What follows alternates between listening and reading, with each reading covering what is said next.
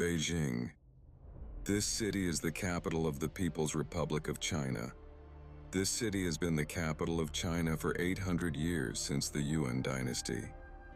When the Mongols conquered China, they established a new capital, which is Beijing today, to control all of China in 1271.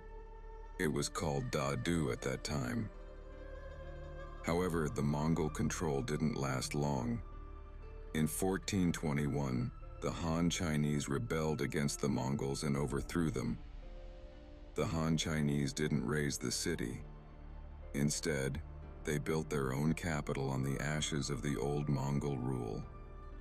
The Ming dynasty built the Forbidden City to show off how mighty the empire was, and the Great Wall to protect the empire from nomads from the north. But this dynasty didn't last forever.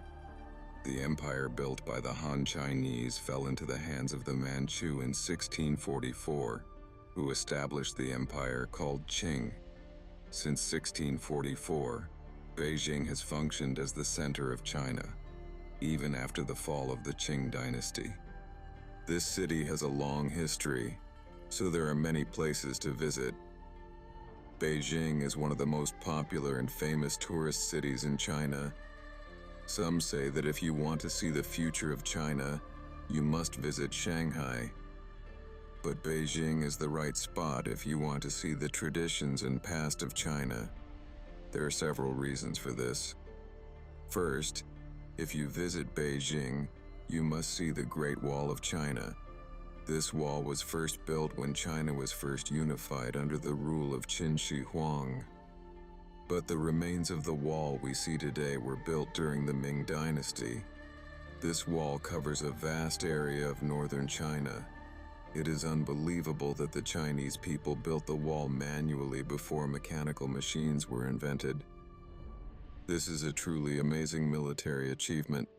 However, this place is far from downtown Beijing, so I recommend taking a taxi to get there. Don't worry. The fare is not as expensive as you might expect. It is less than $50. Second, there is the Forbidden City. This palace is the largest palace in East Asia. Many dynasties in East Asia built their own palaces by copying it. This shows how influential the palace was in the old days. The palace is so huge that it is impossible to tour it within a day. So, be ready to walk for a long time before entering this palace. My personal recommendation is the hill behind the palace. If you go up to the top of the hill, you can see the entire view of the palace. The third tourist attraction you must visit is the Summer Palace. This palace was built to celebrate the 60th birthday of an Empress Dowager during the Qing dynasty. As you may have heard, emperors visited this place during the summer to escape the heat. Additionally, this palace was inspired by the dense forests of southern China. There is a huge lake in the middle of the palace grounds, so you can take a boat tour while enjoying the garden. If you are tired of touring, you can take a break and have some delicious dishes from Beijing. The dish you must try when you visit Beijing is Beijing duck. This duck, which is crispy on the outside and moist on the inside, is so popular that President Nixon complimented how delicious it was when he first visited China.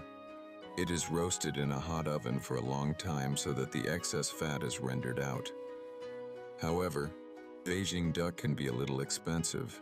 If you are on a tight budget, you should visit Wangfujing Street, where you will find a lot of delicious and cheap street food. This street is also close to the Forbidden City and Tiananmen Square, so you can head there after touring the palace and square. Beijing is only a 3-hour flight from Incheon, and no visa is required to enter China. Plus, this city is really safe to travel in. If you walk around after midnight, you can still see many police officers patrolling the city. If you decide to visit Beijing, you must install the Alipay app first, because cash is rarely used in China nowadays. Also, Google Maps doesn't work there, so you have to download another app for directions. Beijing is a truly beautiful and attractive tourist city. How about visiting Beijing for 3 or 4 days? You can witness the tradition and power of China if you visit there.